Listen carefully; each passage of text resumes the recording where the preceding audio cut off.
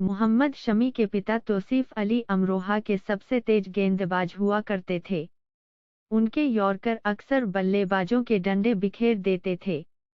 दुनिया भर के लोग कहते थे कि जाओ और जाकर क्लब में प्रोफेशनल क्रिकेट की ट्रेनिंग लो। तुमसे बड़ा क्रिकेटर पूरे उत्तर प्रदेश में दूसरा कोई नहीं होगा। पर तौसीफ अली के पास पैसे नहीं थे। सलाह तो हर कोई देता था, लेकिन आर्थिक सहायता करने वाला कोई नहीं था। मोहम्मद शमी के पिता ने इसी को अपना मुकद्दर मान लिया।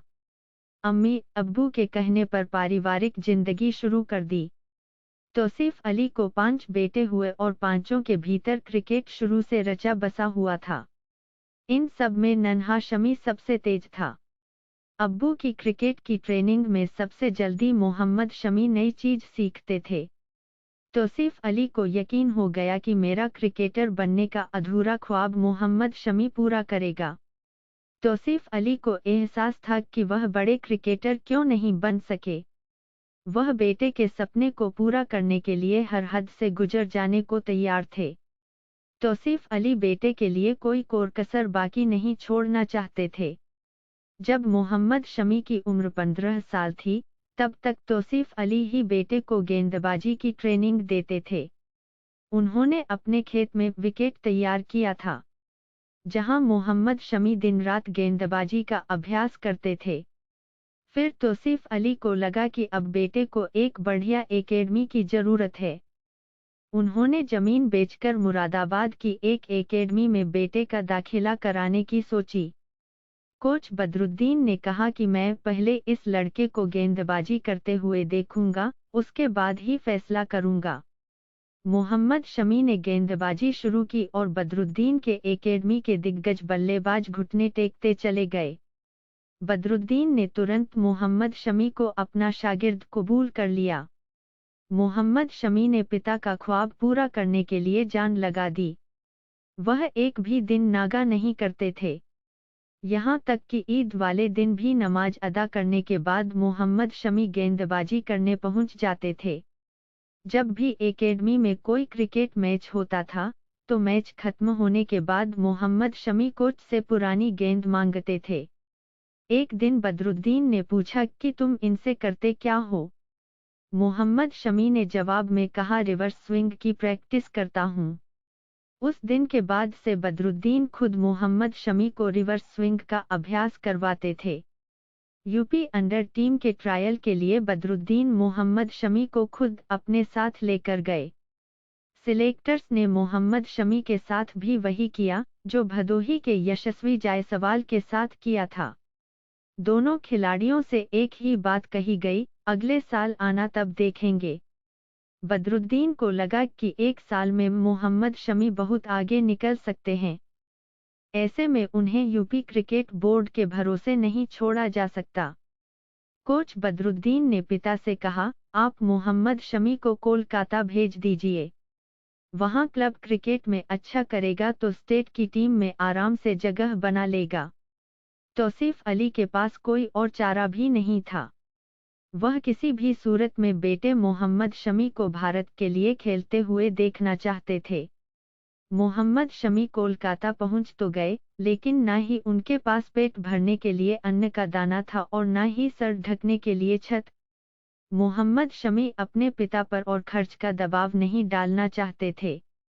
उन्होंने ठान लिया था, अब जो कुछ भी करना है, अपने दम पर करना है। बंगाल क्रिकेट एसोसिएशन के असिस्टेंट सेक्रेटरी देवव्रत दास ने एक मैच में मोहम्मद शमी को गेंदबाजी करते हुए देखा। देवव्रत दास को समझ आ गया कि यह लड़का क्रिकेट की दुनिया में छा जाएगा। देवव्रत ने मोहम्मद शमी से पूछा कि तुम रहते कहाँ हो? मोहम्मद शमी कुछ बोल नहीं पाए। तेज भूख भी लगी थी। गुजारा बड़ी मुश्किल से चल रहा था। कभी रेलवे स्टेशन तो कभी बस स्टैंड। देवव्रत दास ने उसी वक्त मोहम्मद शमी को अपने घर पर रहने के लिए आमंत्रित किया। उन्होंने बंगाल के एक चयनकर्ता बनर्जी से कहा कि आप एक बार मोहम्मद शमी की गेंदबाजी देखिए। बनर्जी के सामने मोहम्मद शमी ने गेंदबाजी शुरू की। बड़े बड़े बल्लेबाज हिल नहीं पा रहे थे। मोहम्मद शमी अपनी गेंदबाजी से सिर्फ विकेट उखाड़ रहे थे। शुरू से ही शमी को बल्लेबाजों को बोल्ड करने के बाद जो आवाज आती है वह सुनना काफी पसंद है। बनर्जी ने मोहम्मद शमी से कहा कि मैंने अपनी जिंदगी में बहुत से खिलाड़ी देखे। अधिकतर खिलाड़ी रुपए पैसे चाहते हैं, नाम, इज्जत और शोहरत चाहते हैं। लेकिन तुम सच्चे खिलाड़ी हो। तुम्हें सिर्फ बल्लेबाजों को पवेलियन का रास्ता दिखाना है, इसके सिवा तुम्हारी कोई मंजिल नहीं है। इसके बाद बनर्जी के कहने पर मोहम्मद शमी ने मोहन बागान क्रिकेट क्लब ज्वाइन किया। वहां मोहम्मद शमी ने सौरव गांगुली के सामने गेंदबाजी की। दादा खुश हो गए। सौरव गांगुली वही हैं जिन्होंने वीरेंद्र सहवाग, हरभजन सिंह, युवराज सिंह और महेंद्र सिंह धोनी जैसे खिलाड़ियों का करियर बनाया। आज हम आपको नई बात बताने जा रहे हैं। सौरव गांगुली के कहने पर मोहम्मद शमी को 2010 से 11 के बंगाल की रणजी टीम में शामिल किया गया था। 2 साल के भीतर 6 जनवरी 2013 को मोहम्मद शमी ने इंडियन टीम की जर्सी पहन ली। इसके बाद मोहम्मद शमी ने कभी पीछे मुड़कर नहीं देखा।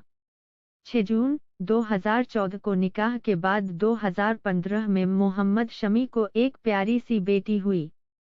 उनकी जिंदगी में सब सही चल रहा था, तभी साल 2018 में बीवी हसीन जहां ने मोहम्मद शमी पर बहुत से घिनौने आरोप लगाए।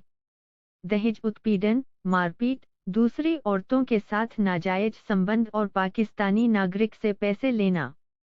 मोहम्मद शमी को भारतीय टीम के कॉन्ट्रैक्ट लिस्ट से बाहर कर दिया गया। इस वक्त भी सौरव गांगुली मोहम्मद शमी के साथ चट्टान की तरह खड़े हो गए। दादा ने कहा, जब तक आरोप साबित नहीं होंगे, मैं बंगाल की रणजी टीम से मोहम्मद शमी को नहीं निकालूंगा। पूरी मीडिया मोहम्मद शमी के खिलाफ थी, लेकिन सौरव गांगुली मोहम्मद शमी के साथ थे। आखिरकार बीसीसीआई की एंटी करप्शन यूनिट ने मोहम्मद शमी को निर्दोष पाया और फिर उनका सेंट्रल कॉन्ट्रैक्ट दोबारा बहाल कर दिया गया। इस वर्ल्ड कप के 4 मैच में मोहम्मद शमी भारत के लिए सर्वाधिक 16 विकेट हासिल कर चुके हैं। मोहम्मद शमी अपनी बेटी से मिलने के लिए तरसते हैं, लेकिन हसीन जहां की वजह से उन्हें काफी मुश्किल झेलनी पड़ती है। फिर भी मोहम्मद शमी देश के लिए जान लगा रहे हैं। तौसीफ अली, बदरुद्दीन, देवव्रत दास और सौरव गांगुली के सहयोग से आज भारत का नाम रोशन कर रहे मोहम्मद शमी को सलाम करिए।